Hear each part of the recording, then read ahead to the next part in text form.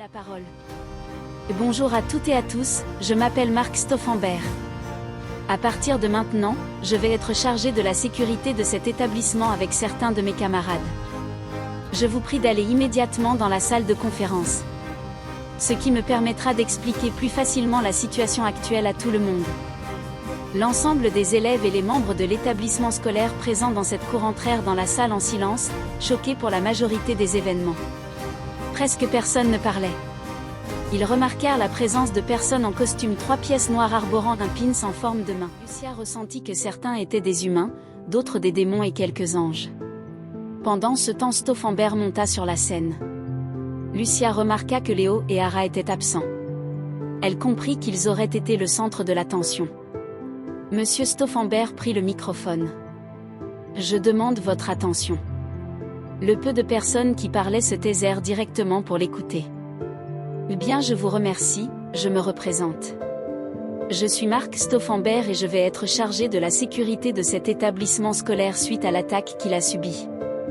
Pendant ces événements, comme vous l'avez sans doute remarqué, nous avons paralysé vos téléphones pour des raisons de sécurité. Une fois cette conférence finie, ils refonctionneront normalement. Pour ce qui s'est passé aujourd'hui, pour vous c'est surnaturel et potentiellement effrayant. Pour votre camarade du nom de Léo Dumont, quoi que je dise, vous allez peut-être avoir peur de lui, mais il est amical envers vous.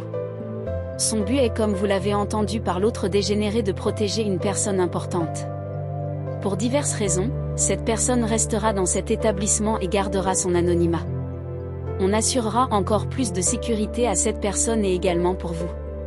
Même si Léo peut gérer tout ça, notre présence permettra de vous rassurer et d'éviter au maximum les problèmes.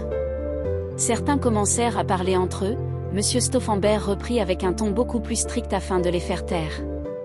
De plus, il vous est interdit de parler de ces événements même aux autres élèves sous peine de représailles du gouvernement et de moi-même. Nous ne plaisanterons pas sur ce sujet. Des questions ?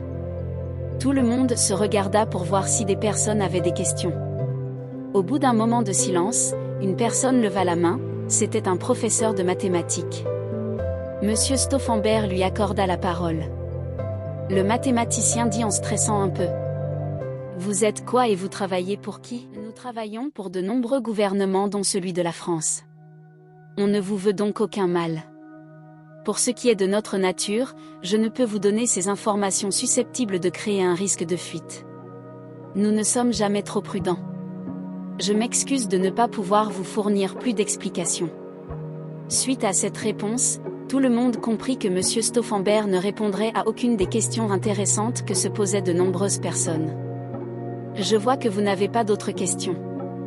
Pour ce qui est de la personne importante, nous t'interdisons de dévoiler ton identité pour des raisons de sécurité pour toi, pour tes camarades et pour nous. De plus, il est bien évidemment strictement interdit de chercher l'identité de cette personne. Si vous avez des questions qui vous viennent à l'esprit, vous pourrez les poser aux membres qui seront chargés de votre sécurité. Elles y répondront dans la mesure du possible. Je vous invite donc à sortir de la salle. Au franchissement de la porte, vos téléphones refonctionneront au fur et à mesure.